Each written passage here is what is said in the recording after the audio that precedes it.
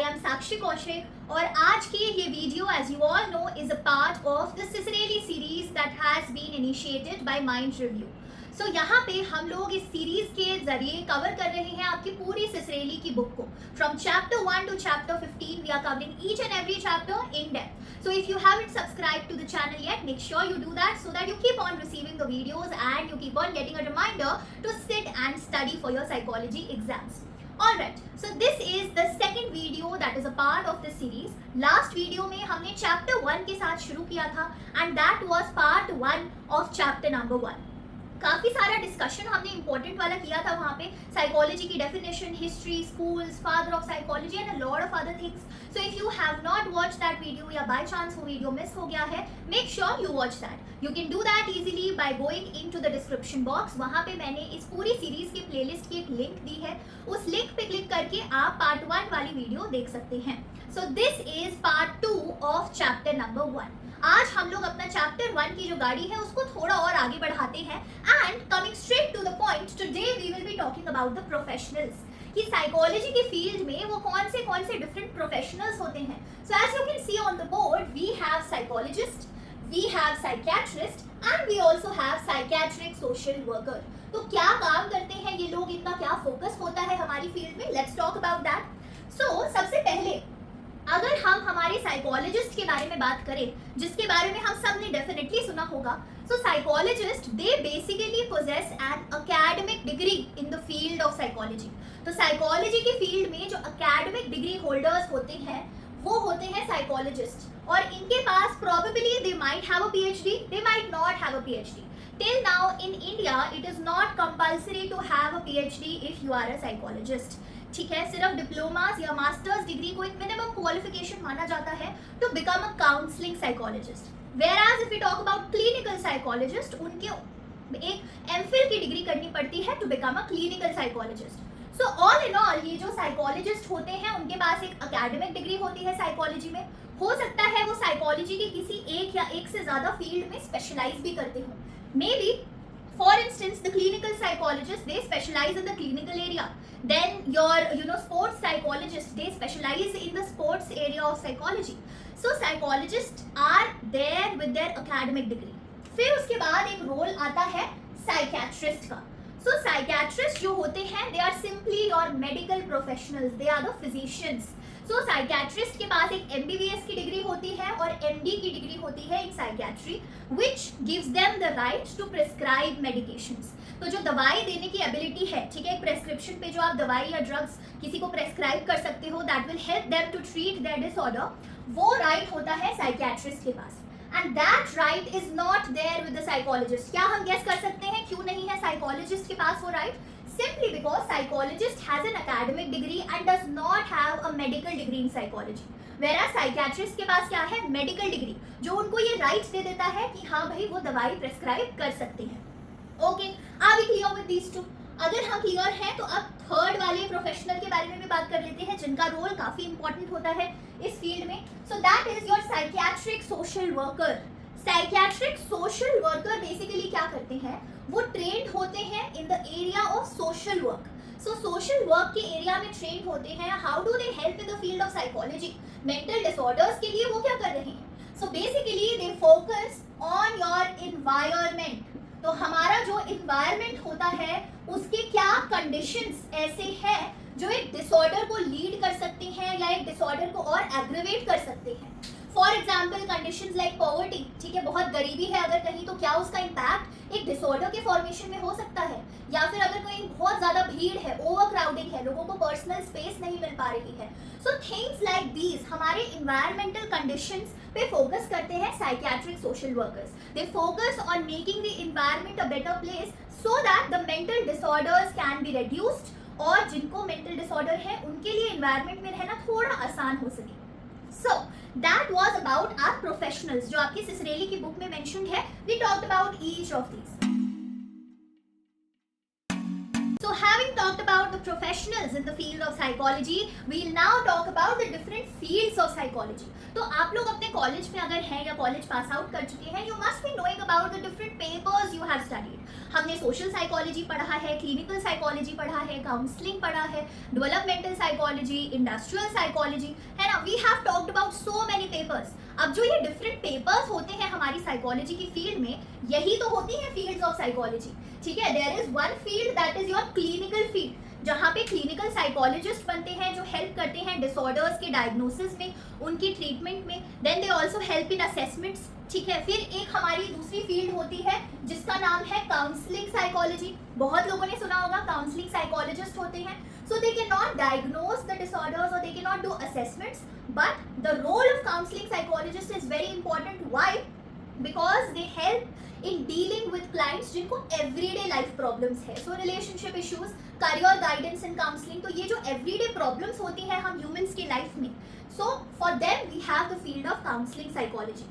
Then we also have other fields like your social psychology. Social psychology के बहुत videos हैं इस channel पे, isn't it?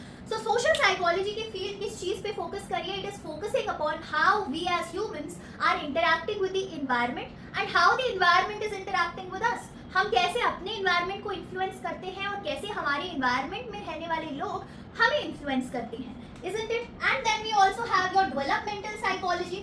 डेवलपमेंटल साइकोलॉजी एक इंडिविजुअल की पूरी लाइफ स्पैन स्टडी करता है, दैट हाउ फ्रॉम कंसेप्शन या फिर फ्रॉम इन्फेंसी टिल डेथ और टिल ओल्ड एज कैसे एक इंडिविजुअल ग्रो कर रहा है, क्या फिजिकल चेंजेस आ रहे हैं, क्या इमोशनल चेंजेस आ रहे हैं, क्या कॉग्निटिव प्रोसेसेस में चेंजेस आ रहे हैं. So developmental psychologist will study all of these things. Along with that, we also have a lot of emerging fields of psychology like your industrial psychology. तो वहाँ पे क्या है, organizations पे focus होता है, कैसे एक organization के work space को employees के लिए better बनाया जाए so that employees की performance improve हो. Then we also have your aviation psychology. Then we have your sports psychology. तो अब काफ़ी ज़्यादा emerging fields होती जा रही हैं because as we all know, psychology क्या है, हमारे life के every aspect में we need psychology. So hence every profession that you see around, वहाँ पे एक psychologist की ज़रूरत है. And when I say that developmental psychology is a field of psychology, तो यहाँ पे कौन स्पेशलाइज करेगा, एक साइकोलॉजिस्ट जिसके पास एकेडमिक डिग्री है और जो डेवलपमेंटल साइकोलॉजी की फील्ड में स्पेशलाइज करता है वो बन जाएगा हमारा developmental psychologist. Similarly counselling psychologist कौन होगा, जो साइकोलॉजिस्ट है उसके पास साइकोलॉजिस्ट की एक एकेडमिक डिग्री है. Along with that they specialise in the field of counselling psychology. So that is how we understand about all of these fields. तो अभी तक हमने बात कर ली है कि कौन से डिफरेंट प्रोफेशंस हैं, कौन से डिफरेंट फील्ड्स हैं साइकोलॉजी में जो हम एक्सप्लोर कर सकते हैं. Next we talk about two important terms. The first of those term is research. तो हम सब ने रिसर्च के बारे में डेफिनेटली सुना होगा, है ना. रिसर्च, अगर आप बैचलर्स में थे तो रिसर्च करने को बोला, टीचर्स ने बोला रिसर्च पेपर पढ़ के आओ, कुछ नॉलेज गैदर करो. So what is research? Research is simply about searching knowledge. हम जब नॉलेज को खोजते हैं, जब किसी नई चीज़ को इन्वेंट करते हैं या कोई नई नॉलेज फिर से सर्च करते हैं, वो होता है research. So for instance maybe I am interested in the field of social psychology and I want to do a research in this field. I want to study कि कौन से डिफरेंट एस्पेक्ट्स हैं जो environment में लोगों को influence करते हैं, तो उसके ऊपर मैं एक रिसर्च करूँगी. ठीक है, अब रिसर्च क्या है, दो टाइप्स की हो सकती है. One is your look over here. ठीक है, एक रिसर्च आपकी बेसिक रिसर्च हो सकती है और एक रिसर्च आपकी अप्लाइड रिसर्च हो सकती है. So you can have different types of researches. Now what are these? क्या मतलब है बेसिक रिसर्च, अप्लाइड रिसर्च?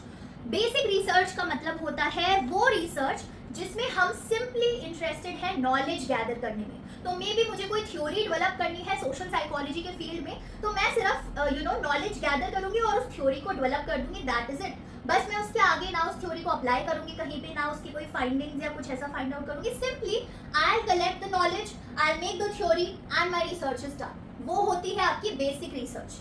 फिर एक सेकेंड टाइप ऑफ रिसर्च जो बहुत इंपॉर्टेंट होती है वो है अप्लाइड रिसर्च. बिकॉज ठीक है, मैं तो साइकोलॉजी की फील्ड में हूँ, मैंने तो नॉलेज गैदर कर ली और अपनी बेसिक रिसर्च कर दी, बट उस रिसर्च का हेल्प कैसे होगा, how will it benefit the population of our country और the people around the world. वो सोशल साइकोलॉजी में जो भी थ्योरी मैंने बनाई है कैसे हेल्प करेगी लोगों को. It will help when I do applied research.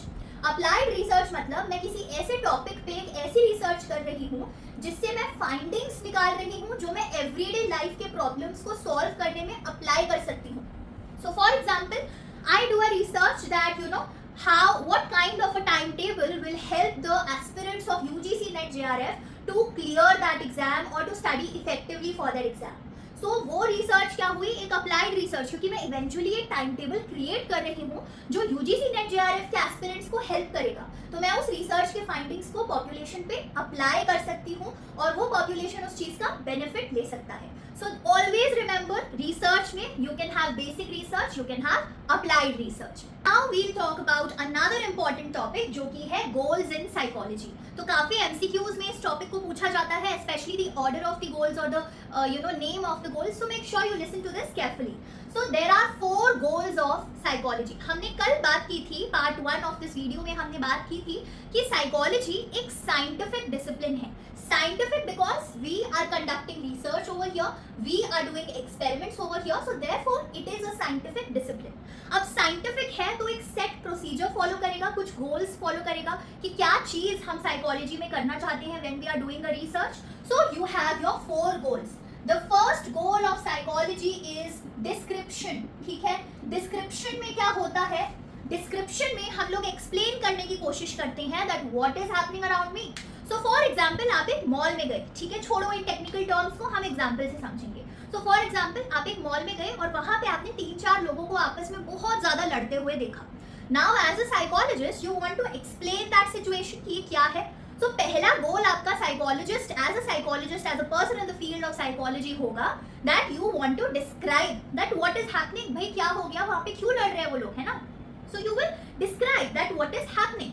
Now once you have described what is happening, आपने बोल दिया कि हाँ वहाँ पे लोग लड़ रहे हैं, उसके बाद आएगा आपका second goal. The second goal is explanation.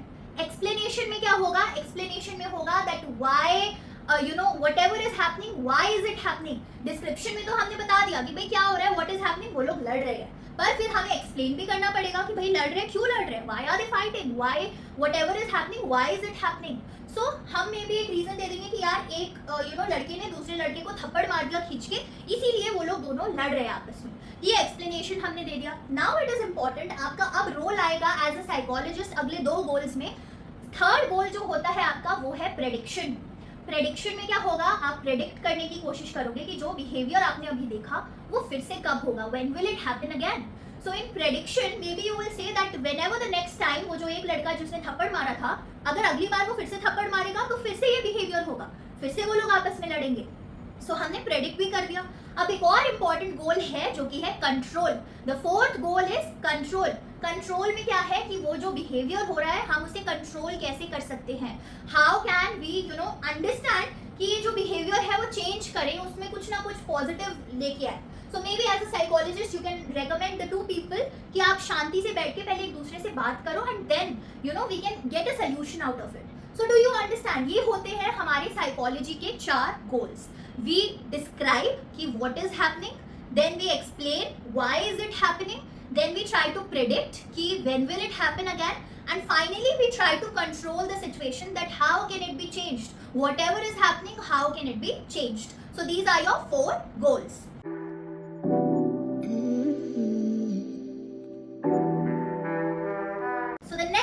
We will talk about in this chapter is scientific approach. Again जैसा हमने थोड़ी देर पहले बात की है, साइकोलॉजी एक साइंटिफिक फील्ड है, यहाँ पे हम रिसर्च कैरी आउट करते हैं. So जो रिसर्च कैरी आउट कर रहे हैं उसके कुछ स्टेप्स होते हैं. Steps are right there in front of you on the board. एक क्वेश्चन होगा, हम हाइपोथेसिस फॉर्म करेंगे, हम टेस्ट करेंगे उस हाइपोथेसिस को, हम कंक्लूजन ड्रॉ करेंगे और फाइनली हम अपने रिजल्ट्स को रिपोर्ट करेंगे. अब इन सारे कॉम्प्लेक्स टर्म्स का मतलब क्या है. सबसे पहले क्वेश्चन. सो कोई भी जब आप रिसर्च करने जाओगे तो रिसर्च करने से पहले दिमाग में एक सवाल तो होगा ना, तभी तो आप किसी चीज के बारे में ढूंढोगे. अब सपोज आप अपने कमरे में आ गए और आप कुछ ना कुछ ढूंढ रहे हो, बेमतलब तो नहीं ढूंढोगे. You will have something in your mind that I want to find out a blue colour water bottle that I have. तो उसी एम से आप अपनी आगे की सर्च करोगे. Similar thing is there in research. Research में हमारे दिमाग में एक क्वेश्चन होता है. मे बी मेरे दिमाग में एक क्वेश्चन है दैट सोशल मीडिया का जो यूसेज होता है और जो टीनेजर्स होते हैं, टीनेजर्स के कॉग्निटिव एबिलिटीज पे क्या इम्पैक्ट पड़ता है सोशल मीडिया के यूसेज का. ये सवाल मेरे मन में है, ठीक है. क्या वो इम्पैक्ट पॉजिटिव है, क्या वो इम्पैक्ट नेगेटिव है, किस तरीके का इम्पैक्ट है. So I have a question. Once I have the question in mind, I can go forward and form a hypothesis. Hypothesis क्या होती है? वो होती है टेंटेटिव एक्सप्लेनेशन, एक टेंटेटिव सा आंसर जो आप अपने ही बनाए हुए क्वेश्चन को देना चाहते हो। अभी तक आपने कोई डेटा कलेक्ट नहीं किया है, आपने कोई एक्चुअल रिसर्च कैरी आउट नहीं किया, पर आपके मन में जो सवाल था एज अ रिसर्चर, आप बस उसको आंसर करने की, एक टेंटेटिव सा एक्सप्लेन करने की कोशिश कर रहे हो with the help of hypothesis. May be इसके ऊपर कुछ ऑलरेडी लोगों ने रिसर्च की हुई है किसी और कंट्री में, और इंडिया में अभी तक नहीं हुई। आप उस रिसर्च के रिजल्ट्स का भी हेल्प ले सकते हो अपने हाइपोथेसिस को फॉर्म करने के लिए। सो ऑल इन ऑल हाइपोथेसिस क्या है? एक टेंटेटिव एक्सप्लेनेशन है। तो मे बी जो मेरा रिसर्च क्वेश्चन था कि सोशल मीडिया यूसेज का एडोलेसेंट्स के या टीनेजर्स के कॉग्निटिव एबिलिटीज पे कैसा इंपैक्ट पड़ता है, मेरा हाइपोथेसिस हो सकता है कि वो जो इम्पैक्ट है वो सिग्निफिकेंटली पॉजिटिव होगा। ठीक है, एक पॉजिटिव इम्पैक्ट पड़ रहा है भाई सोशल मीडिया का और टीनेजर्स के कॉग्निटिव एबिलिटीज पे। एज अ रिसर्चर मैंने ये बोल दिया।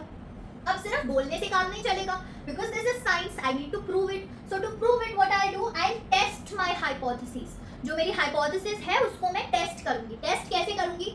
जो भी तरीका है उससे मैं डेटा कलेक्ट करूंगी। मे बी मैं टीनेजर्स का इंटरव्यू लूंगी कि आपके सोशल मीडिया यूसेज कितने आवर्स का है और फिर आपका कॉग्निटिव एबिलिटीज कैसा है। मे बी मैं उनका कोई कॉग्निटिव एबिलिटीज का टेस्ट ले लूंगी with the help of a questionnaire. So किसी ना किसी तरीके से मैं अपने डेटा को कलेक्ट करूंगी, फिर मैं उस डेटा को एनालाइज करूंगी। सिर्फ कुछ नंबर्स हाथ में होने से या कुछ डेटा हाथ में होने से तो कुछ नहीं बनेगा। I also need to analyse it, I also need to interpret that data. So उस डेटा को इंटरप्रेट करते हुए मैं अपनी हाइपोथेसिस टेस्ट करूंगी। अब जो भी इंटरप्रिटेशन आया, I need to draw my conclusion. Maybe जो मेरा डेटा कलेक्ट होके रिजल्ट्स आए उससे मुझे ये पता लगा कि भाई मैंने जो इनिशियली हाइपोथेसिस बनाई थी वो तो डिसअप्रूव हो गई, क्योंकि मेरे डेटा ने ये शो किया कि जो एडोलेसेंट्स होते हैं उनकी कॉग्निटिव एबिलिटीज पे बहुत ही ज्यादा नेगेटिव इम्पैक्ट पड़ता है सोशल मीडिया का। So my conclusion is different from my hypothesis and that will be my result. मेरा रिजल्ट क्या होगा? जो भी कंक्लूजन मैंने ड्रॉ किया है कि एक नेगेटिव इम्पैक्ट पड़ रहा है। So always keep in mind these steps of scientific research that we have. We should have a question in our mind. फिर उस क्वेश्चन के बेसिस पे हम एक हाइपोथेसिस फॉर्म करेंगे जो कि क्या है? एक टेंटेटिव सी एक्सप्लेनेशन है। फिर हम उस हाइपोथेसिस को टेस्ट करेंगे। फाइनली हमने जो भी डेटा कलेक्ट करके एनालाइज किया उससे कंक्लूजन ड्रॉ करके रिजल्ट्स निकाल लेंगे एंड उन रिजल्ट्स को रिपोर्ट कर देंगे। ठीक है, सो आई होप आज वाले पार्ट 2 ऑफ चैप्टर 1 में हमने जो जो डिस्कशंस किए हैं, we talked about the professionals in the field of psychology, we talked about the different fields of psychology and lastly we talked about your scientific approach. क्या क्या स्टेप्स हैं उस साइंटिफिक अप्रोच के। If all of these things are clear, give me a thumbs up in the comment section below and I hope कि जो community tab post पे मैं questions डालती हूँ, polls डालती हूँ, आप लोग वो भी solve कर रहे हैं along with watching and revising these videos and the lectures that we do. So this was part 2 of chapter 1. Stay tuned. कल आ जाएगा इसी chapter का part 3 जिसमें हम काफ़ी important चीज़ें discuss करेंगे like your research methods, correlation क्या होता है, observational research क्या होती है. We will be talking about all of these things in tomorrow's lecture right at 7 p.m. If you are new to the channel, make sure you subscribe to it because over here there are plenty of psychology related videos that would help you not only in your career of psychology but also in your academic journey. So till then, have a very good day. Bye bye and keep studying and stay hydrated. Bye bye.